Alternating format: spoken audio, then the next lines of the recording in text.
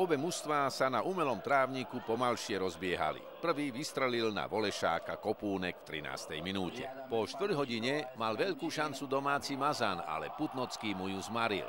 Záver prvého polčasu bol dramatický. Najskôr po akcii Peltiera neplatil gól pre offside Milinkoviča.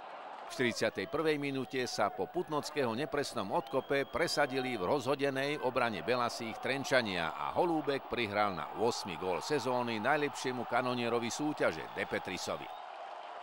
V 43. minúte fauloval Lobotka Milinkoviča a dostal červenú kartu. Nariadený pokutový kop potom s istotou premenil Šebo a vyrovnal na 1:1. Aj po prestávke pokračoval zaujímavý futbal. Na začiatku si zle spracoval loptu Mondek, potom Milinkovič pridlho otáľal zo strelou a napokon slabo zakončil. Všetko však napravil v 68.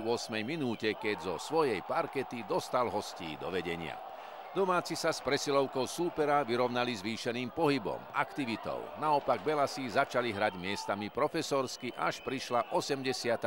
minúta. Súboj Lohovského s Šeglejom na hranici pokutového územia posúdil rozhodca ako penaltový a Depetris vyrovnal. Trenčín tak remizoval so Slovanom 2:2.